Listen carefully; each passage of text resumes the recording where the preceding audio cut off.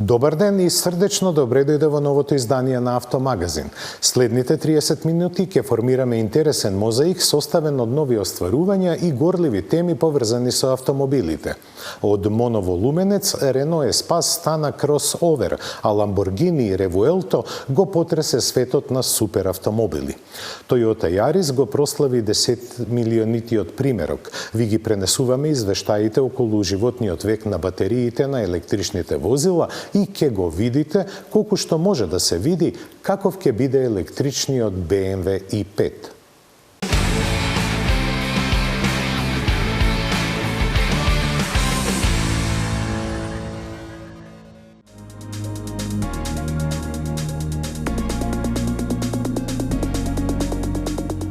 Корејците уште еднаш покажаа дека не се плашат од храбри идеи, претворајќи ја сегашната генерација на Соната во автомобил како од соништата. Но не за секого. Лимузините од оваа класа практично се протерани од Европа и ние нема да ја видиме. Таму каде што ќе настапува купувачите ќе ги освојува со атлетски атрактивниот дизајн, интересната внатрешност и силните мотори. Во духот на филозофијата да се зачува мистичноста пред пазарното лансирање, детали за новата Соната нема многу, но се знае дека како новост ќе има верзии со погон на сите тркала. Веројатноста е голема да добие и некој хибриден агрегат, но тоа сепак ќе зависи од пазарот каде ќе биде понудена.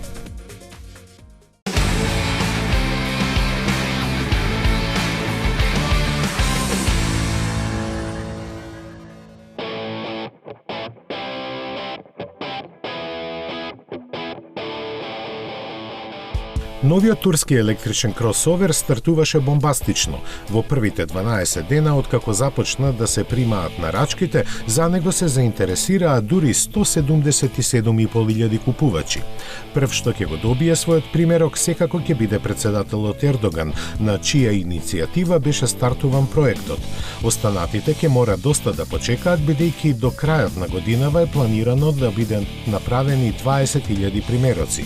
Иницијалниот модел со ознака T10X чини околу 45.000 евра и доаѓа во две изведби.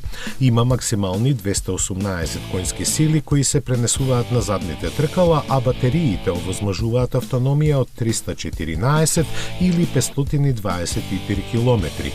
Понудата ќе биде дополнета со верзија од 435 коњски сили и погон на сите тркала, а во план се и други модели. Производствените капацитети во моментот изнесуваат околу 100.000 возила годишно, но веќе се работи на нивно удвојување.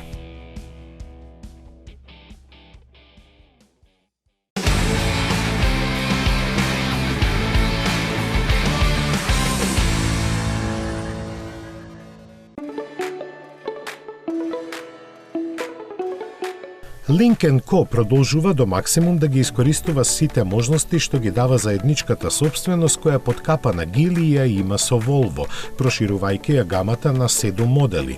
За најновиот со ознака 08, кој се уште е завиткан со велот на тајната, се зборува дека е технички близнак на идната генерација на Volvo XC60. Според должината од 4,8 метри ја надминува компактната класа, а за него е планиран 1,5 литарски плагин хибриден мотор со комбинирани 245 коњски сили. Дизајнерски го донесува новиот стил на марката најавен лани, во кој доминираат футуристичките светлосни елементи напред и назад. Значајно за овој кросовер е што е планиран да биде втор модел со кој Lynk & Co ќе настапува глобално.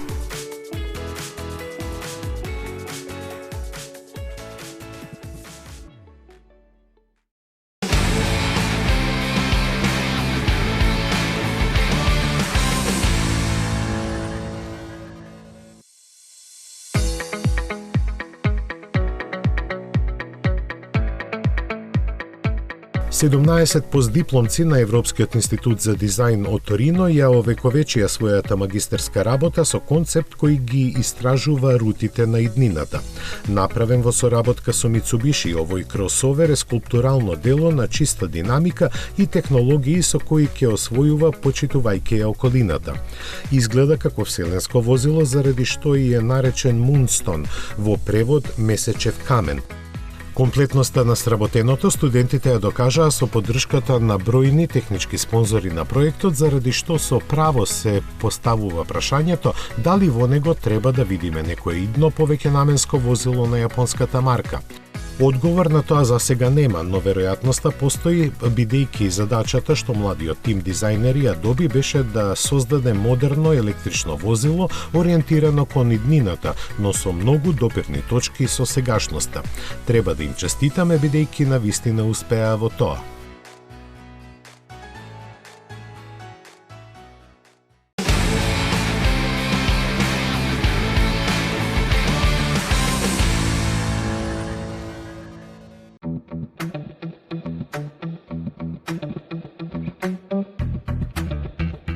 Фрли зад себе да најдеш пред себе.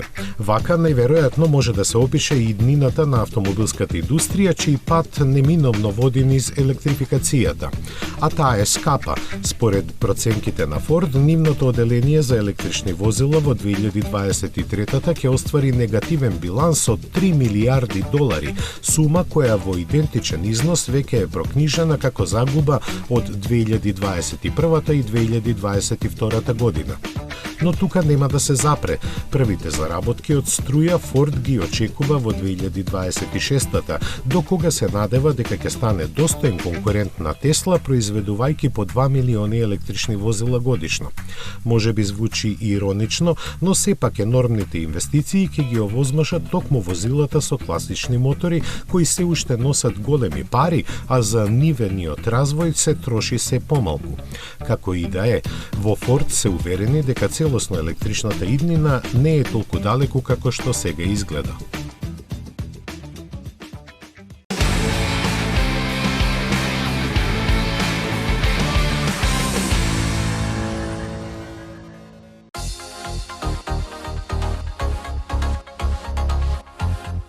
Деновите на неизвестност и пролонгирање на испораките се зад Фискер.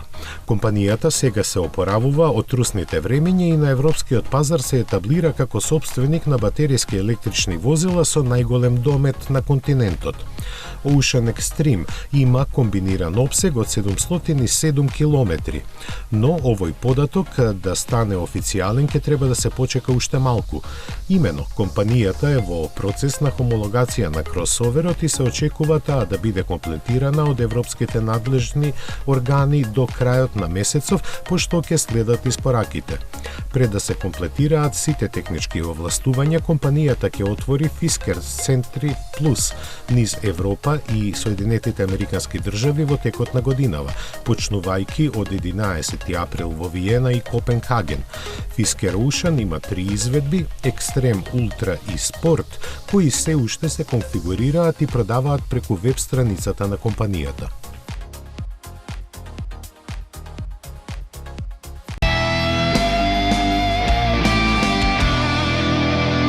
Tu me fais tourner la tête. Je ferai le tour du monde. Ça ne tournerait pas plus que ça. La terre n'est pas assez ronde. Mon manège à moi. Уживајте во возењето. Новиот Peugeot 308. Уникатни сензации.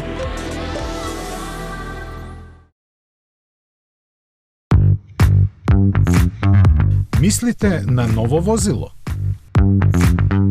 Одберете возило, Шпаркасе лизинг купува за вас. Вие бирате година, модел, боја, месечна лизинг рата. Ние реализираме Шпаркасе лизинг. Шпаркасе лизинг ги финансира сите видови на патнички возила.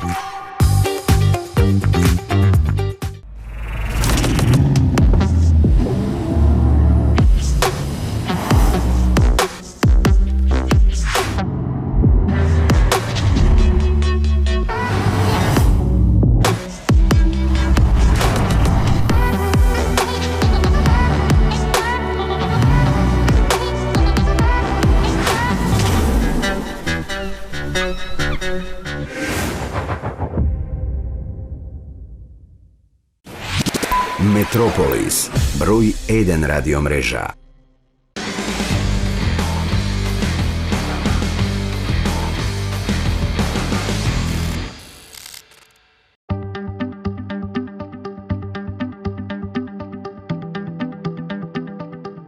Во славеничката 60 годишнина на марката, Lamborghini го представи првиот свој супер автомобил со хибридна концепција.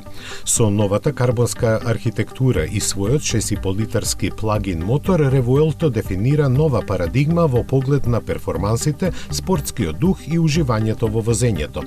Излезната моќ од 1015 коњи се испорачува со комбинирани сили на новиот агрегат со внатрешно согорување и 3 електромотора ладени со масло. Два се поставени напред, а еден кај 8-степениот менувач со двојна спојка, кој за прв пат се појавува на 12-цилиндричен Lamborghini.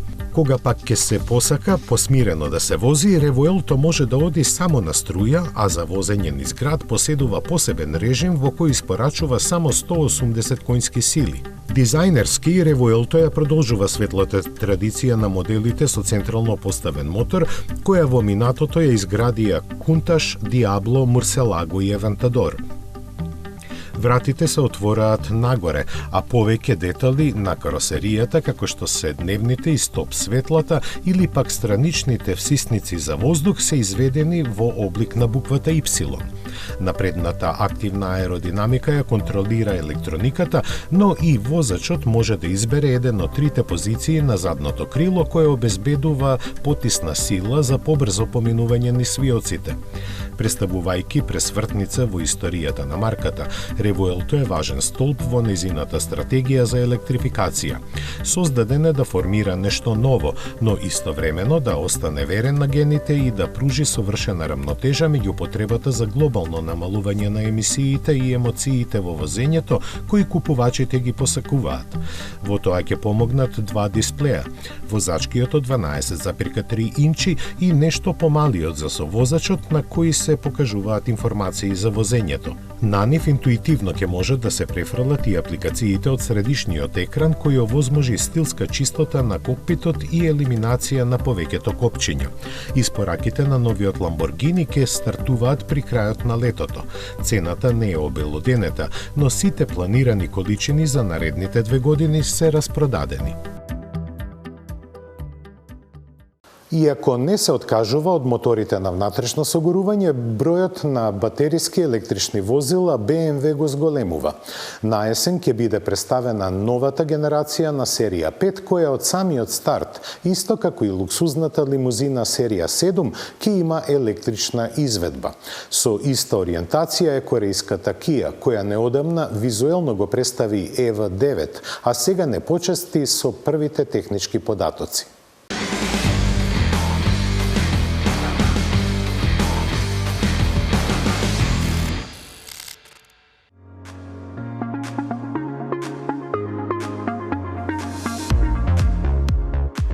Од идниот BMW i5 се очекува да ја покаже подготвеноста на баварската марка за конкурентен настап.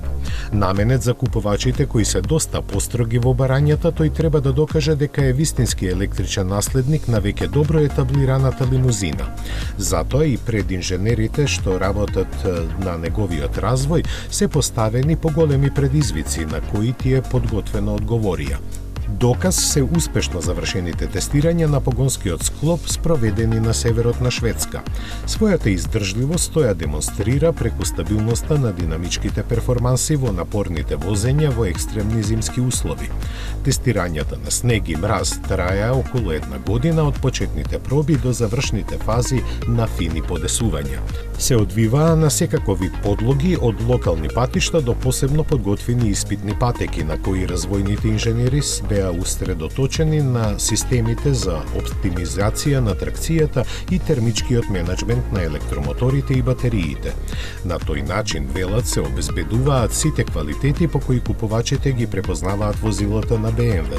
Премиерата на новата серија 5 во електричната и изведбите со класични мотори се очекува на есен, заради што техничките детали засега се држат во целосна тајност.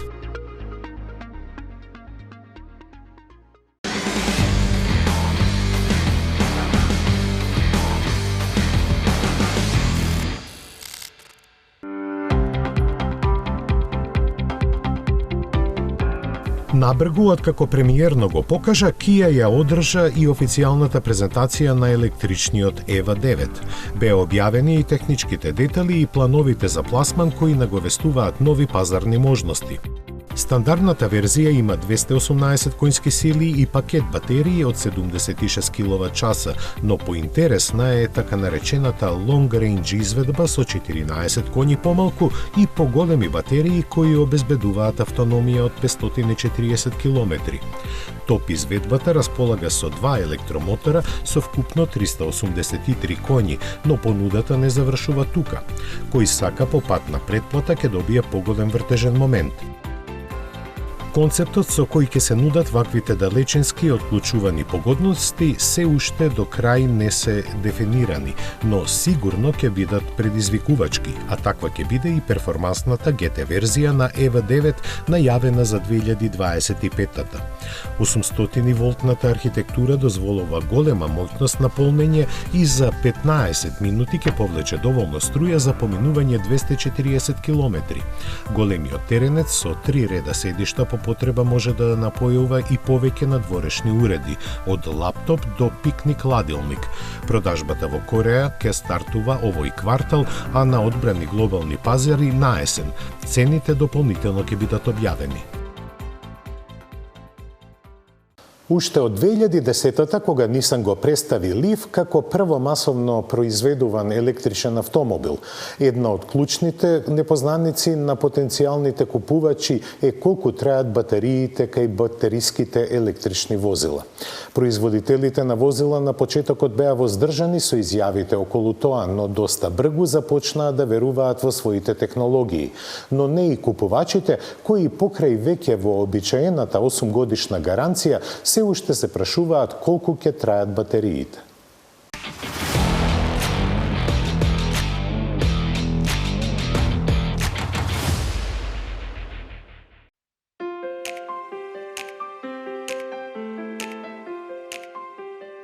Одговорот на прашањето колку траат батериите на електричните возила го понуди американската аналитичка куќа Recurrent Auto преку анализа на дури 15.000 електрични автомобили од различни марки и со различна старост.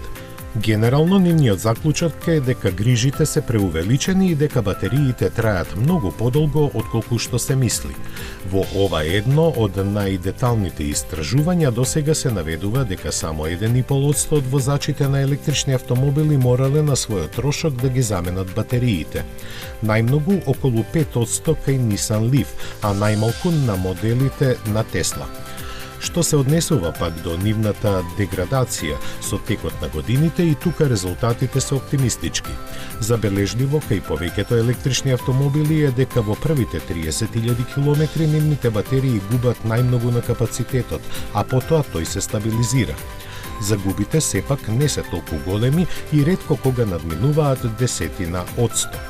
Затоа посебно придонесуваат модерните системи за енергетски менеджмент и контрола на работната температура, со кои според проценките векот на траење на батериите лесно ќе надмине 20 години. Оние возачи пак кои ќе немаат таа среќа и ќе мора да ги заменат батериите на своите возила ќе се соочат со екстремни трошоци. Истите аналитичари нив ги простудираа во едно друго свое истражување во кое ги споредија цените на замената на батериите на најпопуларните електрични модели во Америка.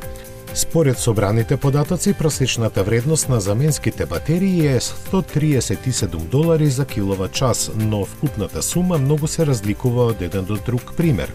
Така се наведува дека замената на батериите на BMW i3 чини $16,000, исто колку и за Chevrolet Bolt и Tesla Model 3. Далеку поевтин е Nissan Leaf, за кој во зависност од големината на батериите треба да се издвојат меѓу $3,500 и $9,500.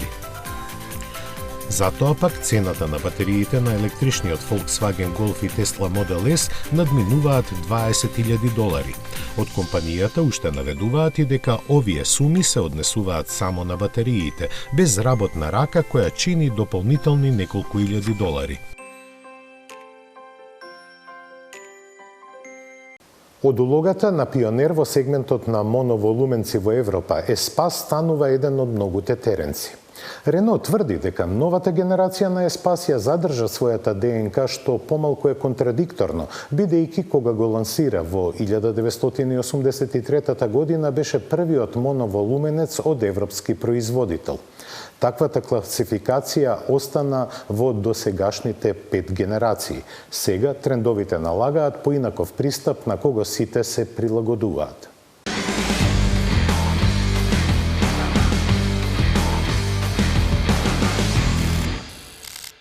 И 7 системи за асистенција и опционално управување на сите тркала.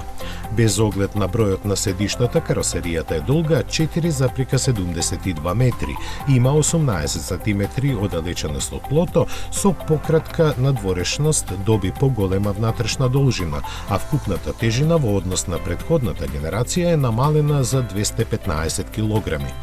Во зависност од бројот на седиштата, волуменот на багажникот варира помеѓу 159 литри и 1818 литри, додека средниот ред може да се лизга 22 сантиметри.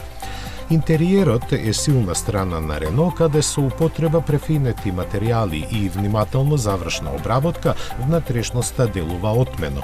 Просторноста ја акцентира и најголемиот панорамски покрив на пазарот со површина од 1 квадратен метар. Дури и почетната верзија Текно има кокпит со 2 екрани. Предвозачот е хоризонтален, а централниот е вертикално поставен. Инструментите и податоците неопходни за возењето се проектираат на површина од 12,3 инчи, додека за инфозабавниот систем е задолжен централниот дисплеј од 12 инчи. Како опција е достапен и head-up дисплеј од 9,3 инчи. За движењето задолжен е хибриден погон. На почетокот понудена е само една опција. E-Tech Full Hybrid 200 се состои од 3-цилиндричен турбобензински мотор и 2 електрични единици. 1,2 литарскиот мотор со согорување испорачува 131 конска сила и 205 нјутон. Класичните автомобили се под постојан притисок и тие во најмала рака се електрифицираат. Еден од нив е малиот Јарис, кој за 24 години производство забележа 10 милиони произведени примероци, има неколку изведби и хибриден погон. Со електрификацијата, автомобилите располагаат со повеќе моќност која треба да биде култивирана и удобна. Opel за електрифицираните спортско ориентирани изведби, што ги продава со кратенката GSE, направи дотерувања во подвозјето.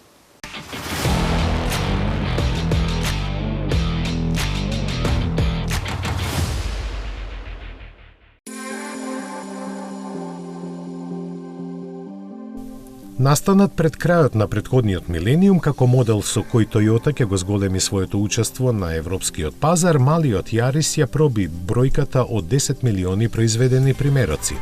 Дека е предодреден на успех се свати уште од самите почетоци. Тој беше дизајниран во Европа и за него беше изградена нова фабрика на северот на Франција. Така, во своите 4 генерации и со бројните ажурирања, Јарис стана еден од најбитните модели на јапонската марка, рамо до рамо со Corolla, Camry и RAV4. Континуирано високата продажба постојано низ годините го држи на врвот на својот сегмент. Затоа е заслужно и визионерството на челниците на марката кои без комплекси го испраќаа на пазарот како пионер во воведувањето нови технологии и концепти.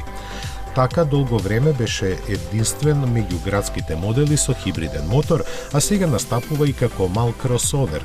Во моментов се произведува во 10 различни земји, а од купната глобална продажба повеќе од половина се пласира во Европа.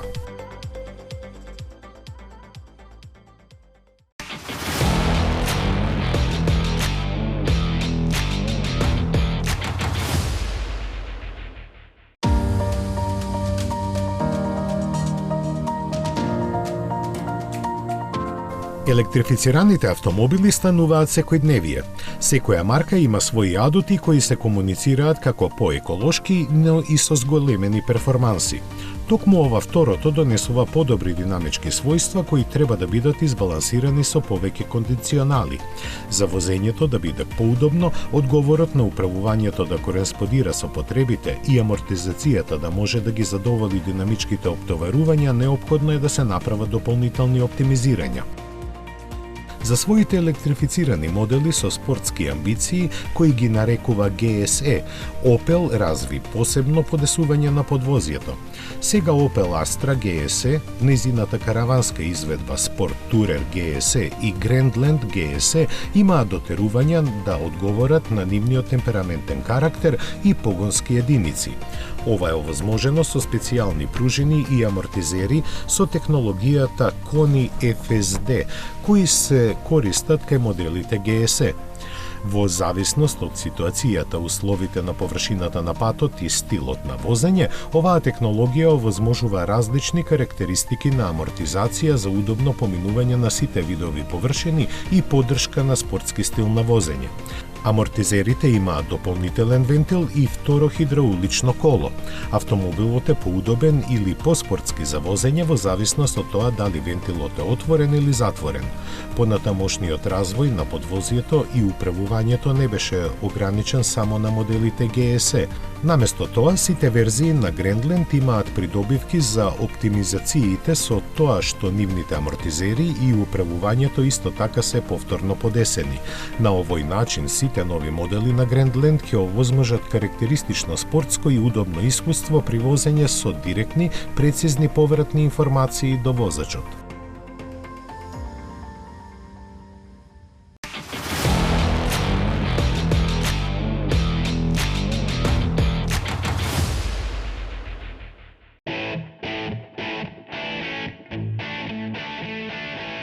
Ферари се изјасни и после забраната на моторите со внатрешно согорување која во Европската Унија ќе стапи во 2035 година, тие и понатаму ќе произведуваат такви возила. Тоа им го сервираа германците, кои се изборија за промени на прописите со кои се овозможи користење на нефосилни горива. На тој начин, на одговорните на компанијата од Маранело сериозно им се олабавија грижите околу иднината, која веќе не мора да биде целосно електрична. Задоволен од ваквиот расплет, генералниот директор на Ферари Бенето Виња со олеснување изјави дека имаат намера на купувачите да им понудат слобода на избор меѓу 3 погонски опции – бензински, хибридни и електрични.